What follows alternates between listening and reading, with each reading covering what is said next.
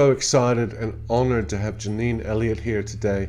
Janine has a background in naturopathy, astrology, and for the last 5 years has been dedicating herself to helping people beat addiction. Janine runs the Gold Coast Detox Rehab services. I'll leave all the contact information in the comments. So enjoy this interview. It's an amazing insight into someone who on a daily basis helps people battle the demons, connect to their higher self, and beat addiction. So welcome, Janine. Thanks for coming in. Thank you very much for having me, Dustin. My pleasure. So we're going to start by just some general questions around what addiction is and what drives people to addiction. So what do you think the most common forms of addiction are, and what do you think drives people to addiction? Okay, so what are the common types of addiction? Well, at our rehab, we would probably have 50% alcohol, maybe 30% stimulants, 10% cannabis, and then maybe pills. So all the addictions are quite different, but addiction does have certain things in common. So what drives people to addiction is usually something's not right in their life. Something's majorly wrong, and whilst crisis is common in life, we all have crisis, you fall into addictive patterns when you're trying to avoid dealing with something, or you feel that you can't deal with them. So addiction is an attempt at a coping strategy that you may feel that you don't have. And so you're trying to find some remedy to the feelings that you have because you don't feel you can cope with those feelings. So you're blocking the feelings. Yep. You just go, oh no, I will not be feeling that. And you just jump straight into another state. Yeah. So it is complete avoidance of that discomfort. Which is human nature to some extent, to want out. So it's a bit like pushing the eject button. Yeah. I'm out of here. Yeah. I'm going to do this a different way because I don't like this. I don't want to feel uncomfortable. I don't like it. I don't want it. I don't know what to do about it, more importantly, so I want out. And how would you say that grows and becomes a habit and increases over time? Well, I don't think it's any coincidence that you have a drug of choice. It's not random that you would choose alcohol or you would choose cocaine. It's very well calculated, and every drug has a result. So if you like the result and it remedies your feeling, then that's your drug. And what other forms of addiction do you think are plaguing society at the moment besides drugs and alcohol? Yeah, porn, food, and gambling. Sex can go with meth. Food can go with alcohol. So they often partner up. It's fairly rare to have one on its own. But yeah, they're the big ones. And then, of course, you've got the new kids on the block, which is technology. So phones. Yeah. Technology is a bit like food. It sort of has to be in your life. You can never get rid of that. So that just has to be managed. Yeah. And do you think, that whole, with phones, for example, that whole sort of dopamine rush, it's getting sort of programmed into us through these algorithms that are trying to keep the screen time up and sell us products. And it seems to be really spiraling out of control with youth, but not even youth, sort of all ages now are being sucked into that huge dopamine hit that all those platforms are using. And do you think that's spilling off into other forms of addiction? I mean, what happens when you have a high dopamine level from so much phone use? Yeah. Well, when you get a dopamine hit, say, from using social media, it's very, very short-lived. So it's a quick one. It lasts seconds. Yeah. So it's not really the right source of dopamine. So because they're short and fast hits, you're going to want them all the time. bang, bang, bang, bang, bang. So you want to just flick, flick, flick, flick, hit. But what you really need to do, and if we could move into the topic of dopamine. Yeah, cool. Dopamine is your chemical in your brain that leads to satisfaction. And it makes you feel like, yes, I've got this. It's your sort of winning chemical. So what you need to do, instead of having short bursts of dopamine hits like this, that, you really want to aim for long-term dopamine creation, not just bungee jumping and skydiving and, you know, getting 300 likes on Facebook. You really need to aim for dopamine hits that go over periods of time, and the big ones. Like, you want to aim for the big amounts of dopamine, not just the little bits here and there. So, for example, what would be a big hit of dopamine? Yeah.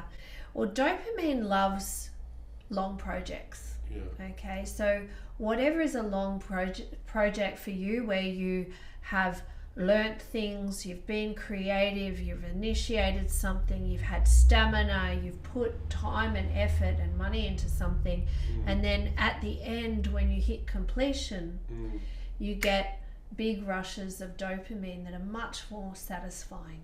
And so they last in your system a lot longer. Yeah. So a creative project like, let's just say you build a house. Okay, might take you 3 years to build that house, and you put all your energy into it. You learning's part of dopamine, creating's part of dopamine, applying yourself, sacrificing time is part of dopamine. You may not get that dopamine rush in the first year, but you may get it in year 3. Likewise, you might decide you're going to do a degree. You might decide you're going to go and study to be a nurse.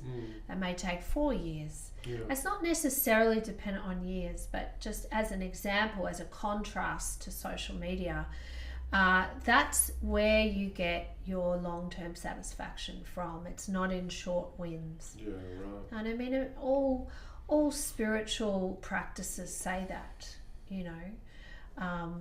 What do they say? Cart water and do something. Can't remember what it is. The Buddha said, chop onions or chop cabbage and cart water or something like that. There's a similar message there, you know. Don't get your quick hits, because there's nothing in that. You've really got to put a lot of effort in to get your dopamine. And I think the other problem with technology is you're receiving information, you're not contributing. So, and you're not remembering it either. And same with Netflix. I think Netflix is not so much an addiction, but it can border on something very similar, in that everything's coming to you, you're not actually contributing to a process. And if you want better dopamine levels, you need to contribute to something. You know, you need to contribute to that piece of art. You need to engage with it. You need to contribute to that social group, contribute to that project, contribute to that learning experience. Instead of having something come to you, it makes you sit there and go, well, I want to be stimulated, so you come and stimulate me. That's what media does now, social media. You stimulate me and I'll just sit here and do nothing. Which means when you turn off technology, have you actually done anything? No. You've been stimulated, you've been on the receiving end of technology. Well, you're a little bit different, because you're making a podcast today, a video, and that is a creative process. So when you've finished making a video, there's dopamine in that for you. Yeah, the reward. That's the reward. Look at the video I've just made. Do you want to see it? In fact, before we started, you said, do you want to see this video I made? And as we were watching it, you would have been stimulated by your own dopamine doing that. Right. Yeah, absolutely. Yeah, it's interesting. So one's passive and one's active. With dopamine, you really need to participate and be active to get those results. But dopamine isn't the only chemical involved. But it doesn't matter what addiction you have, it will deplete your dopamine at the end of the day. I mean, stimulants and cannabis are the main ones, and coffee or caffeine. They will deplete your dopamine the most. Alcohol, on the other hand, doesn't deplete dopamine. It depletes something called GABA. GABA never gets talked about. And then the hallucinogenics will deplete your serotonin and so forth. So they're all slightly different, but yeah, dopamine is the big problem. And with addiction in general, you know, I always thought that it was a trauma sort of based thing. You know, people would go through trauma and then they would find an addiction to block out those feelings. And you mentioned something a while ago that really was quite profound, and that was that it was more about disconnection than the original traumas. It was more about disconnecting, and I found that quite fascinating. And then the more I looked at that, and the more I watched people, you know, going through their journey, the more I realised it was very true. And yeah, I was just wondering if you could sort of explain and expand on that a bit. Well, it's a very common perception that trauma is at the root cause of addiction.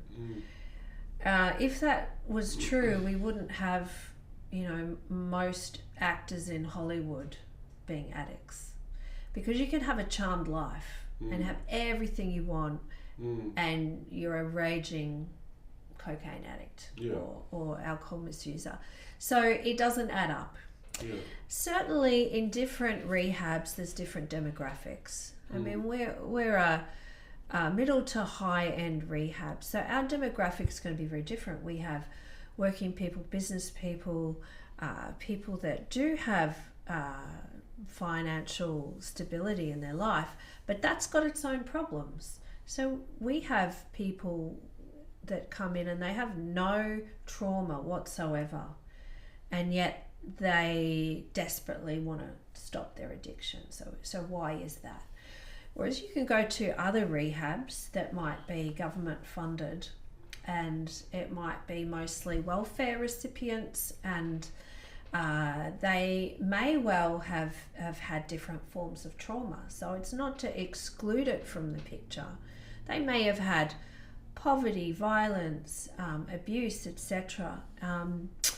And that may be very valid in coming to terms with their addiction, but addiction doesn't discriminate. So it doesn't matter if you're rich, poor, you know, whether you're married, alone, it will get you somehow. And so then what is the cause? That's the $1 million question. Well, research has shown that at the root cause of addiction is disconnection. It's as simple as that. And disconnection is a very broad term, isn't it? Yeah. It can be lots of different things. It can mean many different ways of disconnecting. So the common ones would be disconnecting from relationship, disconnecting from family, disconnecting from career or a workplace identity, disconnecting from homeland, disconnecting from culture, and even more importantly, disconnecting from spirit. Now, when rehab clients come in for rehab, they don't know any of this, so we have to educate them, and we have to figure out what sort of disconnection is going on here. A client that will come in with an addiction will tell you what they think is the problem, but it never is. So they will say, I'm drinking because my parents divorced when I was 12 years old, and that's what it is. And I will say, well, I doubt it very much whether that is the cause, because if you knew what it was, you wouldn't be here. So what people think is the problem is rarely the problem. So the real problem you have to dig very deep to get into, and that can never be done in a short period of time. And as you know, we have clients between 1 week and maybe 6 to 8 weeks we're considered short-term rehab. But you know, some of them after a week they've got no idea. After 2 weeks, maybe some idea. And it's not really until the 3rd or 4th week that they come to terms with what that disconnect really has been. And they're quite shocked because they didn't see it. So while they were in the fog of their addiction, they had no idea what that disconnect was. Because the drug is very, very effective at covering up the problem. Yeah, It's a very effective medicine to stop you from knowing what that disconnect is. Yeah. So you go, let's plug up that hole so I don't feel that form of disconnection, and then you don't want to take that plug out. And the plug is helping you disconnect further, Yeah, because it's disconnect further, and it is a vicious cycle. yeah. So I think of addiction like an alien invasion. Yeah, right. Right? So an alien's come into your world, it's sitting on your shoulder, and it's saying, I'm going to take over. Yeah, right. You could even call it a hijacker. Yeah. It's hijacked you, and it said, okay, so you're looking for connection in the form of romantic love. Okay, I can promise you that. Just let me take over, and I will govern everything that you do, and I'll take you there. So it is a false promise. I will take you to that connection that you need. But of course it's lying to you. Yeah. And what it really does, like most hijackers, is it will remove you from your source of comfort. It will remove you from all connections that you've had eventually, maybe not initially. When it's seducing you, it won't do that. But when it's wanting to hang on to you, it will pluck you out of all of your support networks and put you somewhere very remote. Okay? It will make you stay at home in the end. It will make you stop talking to your friends. It will turn you against your family. It will make you unemployed eventually. And in that case, it will perpetuate that disconnection. Yeah. And then it gets worse and worse and worse and worse. Yeah. And that's why it's so hard to get out, because it's very alienating. In the end, you will be alone. It sounds almost like some kind of entity. Some would say it's an entity. In fact, the original reason why they called spirits is because the medieval priests and doctors believed that when you drank spirits, you opened up your soul for an entity invasion, and a spirit would enter you and take over. Yeah, that's right. So when you were drinking the spirits. And I think that's not too far from the truth. Now, it may not happen quickly. So if you're a heavy beer drinker, this process is going to be slower and more moderate. But if you go straight for heroin, it's going to be very, very fast. And the ancients said that if an entity could get you to the point of passing out, that's when it has control over you. That's a theory. Yeah, well, I mean, it's a pretty good one. And the sad thing is that, whatever the level of addiction is, whatever level or distance someone's gone down that path, they're ultimately disconnecting from their true themselves. self. That's definitely the main disconnection from self. Yeah. Which means in your journey in recovery and rehabilitation, eventually you'll worked out that you have disconnected with yourself. And what does that mean is $1 million question. What does that mean to disconnect with yourself? I guess it means that you have not honored who you are. Yeah. You have not honored it, you've not respected it, and you've tried to be something that you're not. And that discomfort of being someone that you're not is going to get so difficult and ultimately painful that you will want that pain to stop. The other thing you see a lot with addiction is this peer pressure, camaraderie, celebratory sort of thing. All the the normalization of addiction. We see peer group's powerful, especially in Australia. It's because we have a culture of disconnection. And I only learnt that through traveling. Traveling made me understand that in Australia, it's so easy to disconnect. We're the most independent country in the world, aren't we? Everybody's independent. Everybody wants to be independent. And, the three main problems with disconnection that we see with our clients is loneliness, boredom and isolation. I call them the trifecta.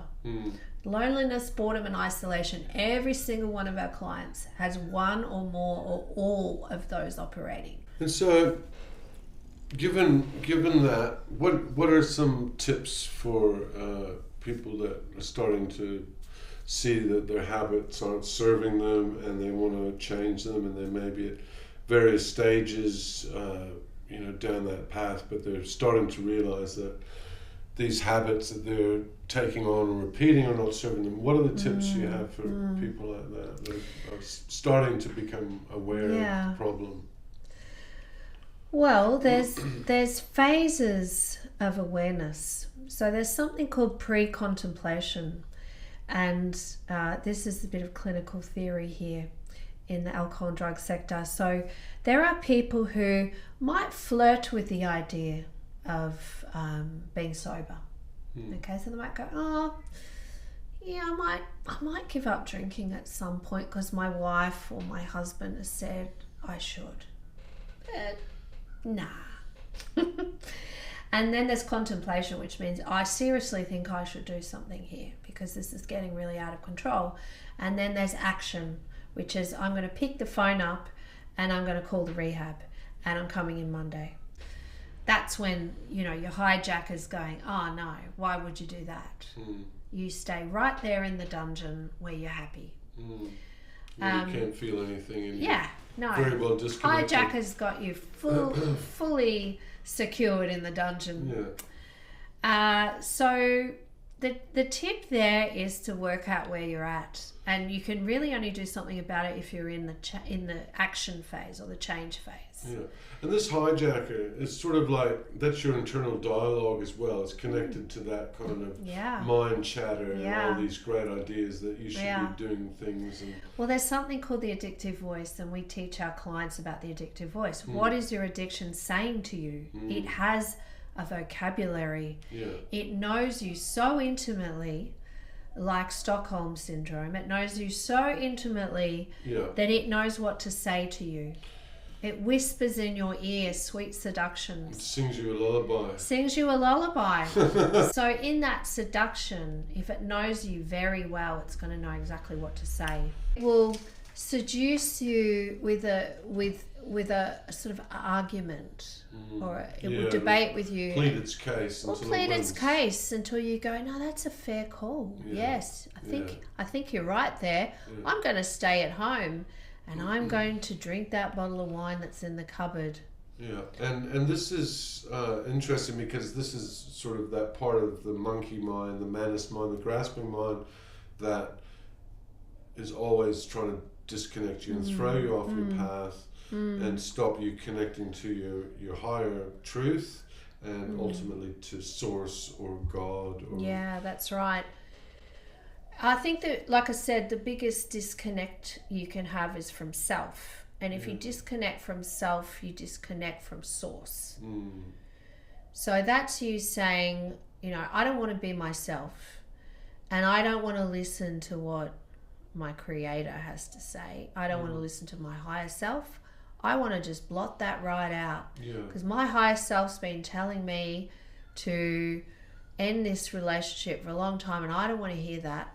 So I'm just going to plug my ears up and I'm going to stay in this relationship. And the only way I can shut that voice up is to get an addiction. And that's like that part of your hijacker or your monkey mind is very loud, and that connection to your higher self or angels or guides or whatever you want to call it, source, is a whisper. And if you're still quiet voice. If you're not connected in your own tranquility and your own peace, you're not going to hear that. Whereas the monkey mind, the grasping mind, the hijacker is loud and clear, Captain. Yeah.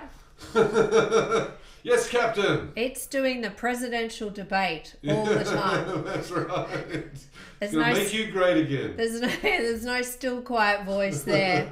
And that's why in rehab you have to spend quite a bit of time on your own, and you have to get used to that, and you have to wrestle with that addictive voice. First, you've got to separate it out. Go, there's my addictive voice. That's the real me. They're two separate entities. If you don't have really good support and counselling in this process, those two entities stay as one, and you just walk out, and within half a day you're using again. Yeah. The meth users are a classic. So when you do a meth withdrawal, which is quite easy, the problem lies in maybe day 6. That's when you're feeling great and you're rested and you're fed and your head's clear and you're not paranoid anymore. And what the addictive voice says then is, it will go, oh, you're feeling fantastic, you're cured. Because meth plays on your confidence, right? So it's telling, your hijacker's telling you there, you feel $1 million. Let's get out of here. Let's go and live life because you're fixed. And so the meth users always leave early, or they like to leave early. If we can help it, we'll stop them. But they come into my office and they say, Janine, you know what? I'm feeling really good. And I go, okay, here we go. It's not the drinkers that do this, because this is the meth dialogue. I'm feeling so good. I really think I've got this. I'm really feeling, and they use the kiss of death word, which is confident. I'm feeling really confident about this. So I'm going to go because I've got things to do. I've got to see my friend. I've got to go shopping. I've got to do a resume. I've got to get back to my life. And I'm feeling good. And they don't realize that everything they're saying there is the word of the hijacker. The addictive voice is just screaming at them. It's got full control. I'm losing. We're getting out of here. I'm losing. Exactly. I'm losing this battle. I better up the ante and tell this person that they're fixed. And actually what's happened is the journey's just begun. They're actually at their weakest point on day 6. So the voice is very clear. So we try and educate them on this, but sometimes it's very, very hard because that voice is so loud. You know, the voice of addiction with drinking is a different voice, and it often says things like, you've been a victim all your life. You're a victim of divorce. You're a victim of workplace bullying. You're a victim of society. So, you know, everybody has hurt you and it's not your fault, and you don't need to take any responsibility for this. That's a drinker's. It gives you a big cushion to comfort yourself in and wallow in. So it's quite different to meth, and cannabis is a different voice. Cannabis is quite possibly the most cunning voice of all. It will tell you that there's no problem. It will say, smoking cannabis is the best thing that ever happened to you, and it's relentless. It won't kill you, but it will every day of your life tell you that there's no addiction at all going on. I mean, even the heroin addicts know there's an addiction. But the cannabis users will swear cannabis did not cause this problem. So, different voices. You've got to know the voice of your own addiction, even if it is gambling, shopping, social media. You've got to know that voice intimately. So identify the voice, and then how do you navigate to your own, you know, higher voice from away from that hijacker? Very skillfully. What do you? I mean, meditation obviously. I think helpful. You need third party help.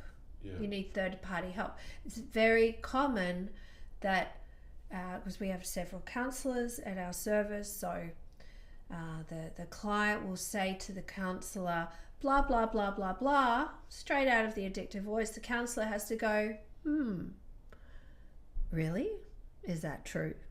So you have to play devil's advocate. You have to challenge them. And if there is no challenge, that separation can't occur. You have to have a third party to outsmart you and go, you know what? I don't believe you there.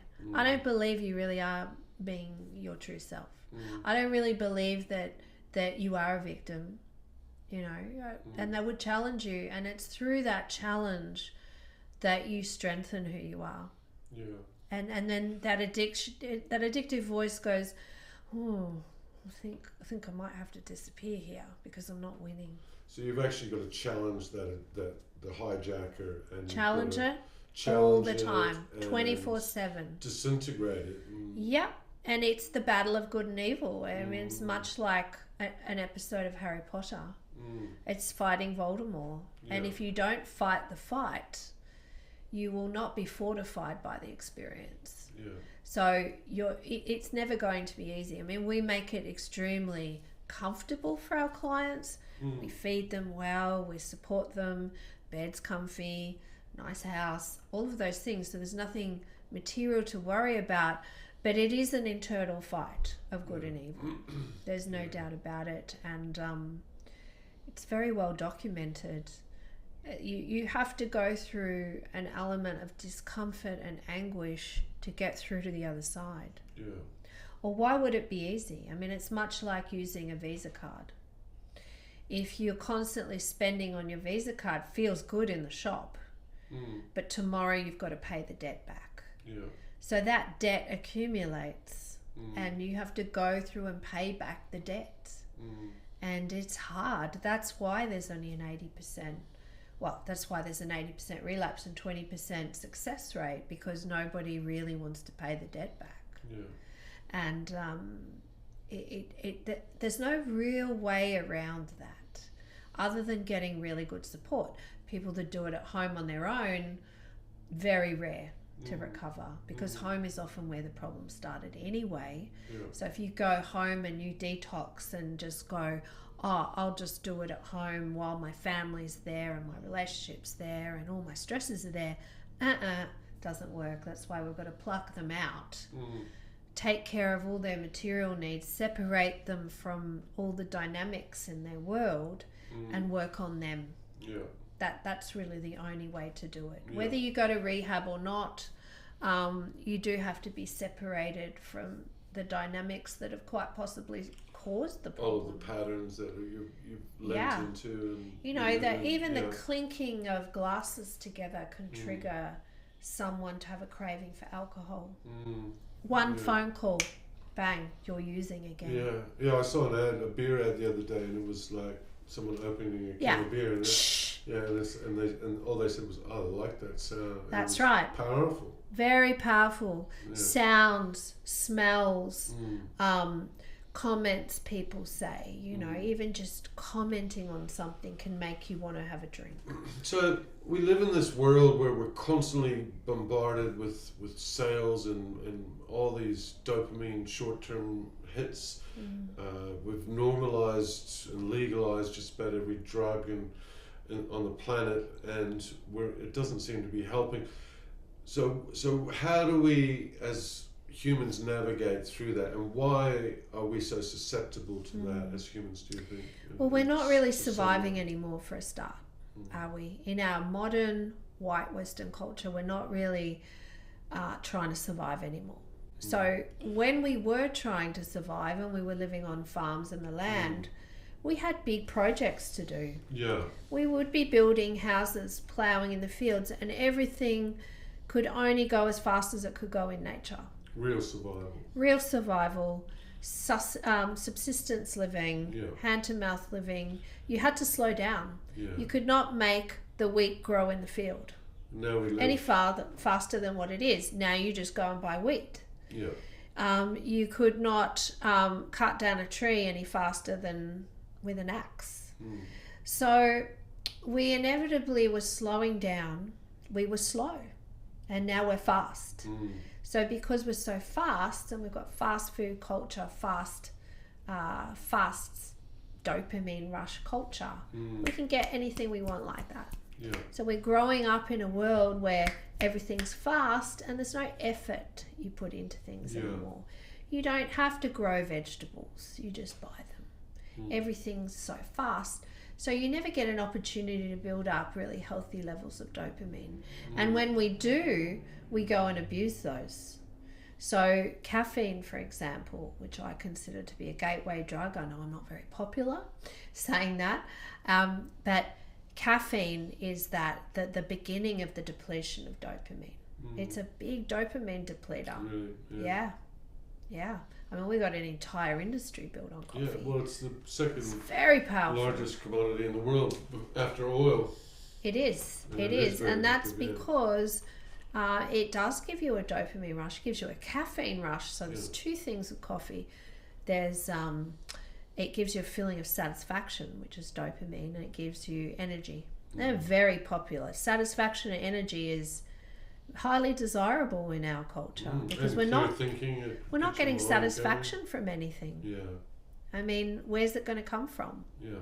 Now, if we're not making our houses, growing our own vegetables, sewing our own clothes, building our own boats, where's our satisfaction going to come from? Only there's a certain sort of dopamine elite part of our culture where they're getting plenty of dopamine.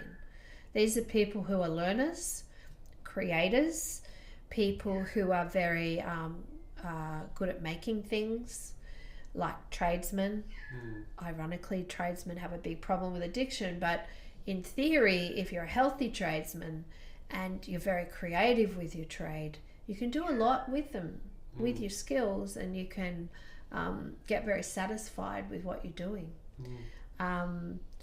But if you're a tradesman that's really unhappy with what they're doing, and they don't stand back at the end of the day and go, oh my goodness, look what I've done.